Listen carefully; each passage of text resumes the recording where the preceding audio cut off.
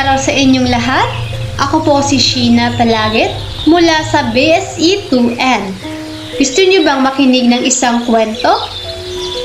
Kung ganon, imulat ang mga mata, buksan ang tenga at makinig.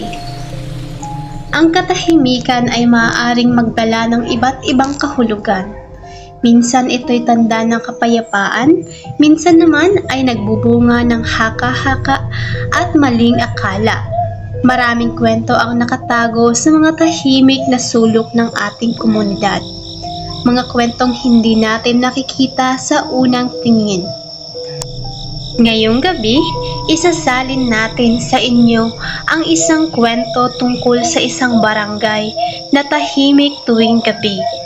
At sa isang lalaking tahimik din, ngunit may lihim na nagpapainit ng puso ng marami. Ito ang kwento ng pinamagatang Sa Likod ng Katahimikan. Tahimik ang aming barangay tuwing sasapit ang gabi.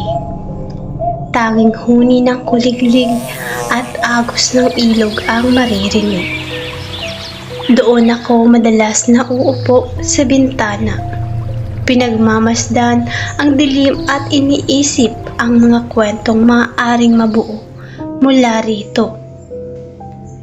Isang gabi, napansin ko na naman si Mang Isko. Ang matandang kapitbahay naming bihirang ngumiti. Bitbit niya ang isang sako at dahan-dahang naglalakad papunta sa ilog.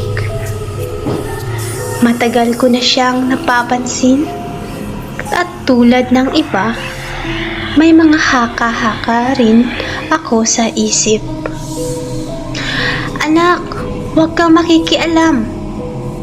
Paalala ni nanay nang minsang mabanggit ko ang tungkol kay Mang Isko.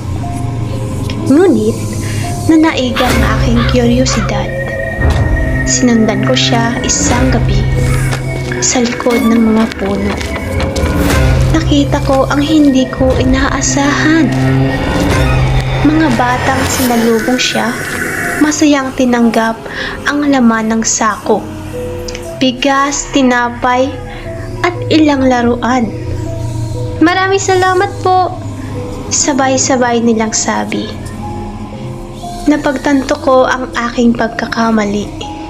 Ang katahimikan pala ni Mang Isko ay hindi pagtatago ng kasamaan, kundi kabutihang hindi humihingi ng papuri. Kinabukasan, iba na ang tingin ko sa aming barangay at sa mga taong tahimik lamang, ngunit may pusong handang magbigay. At dyan nagtatapos ang aking maikling kwento. Kaya huwag husgahan ang tao batay sa nakikita lamang.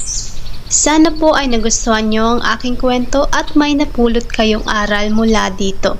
Maraming salamat po sa inyong panonood at pakikinig.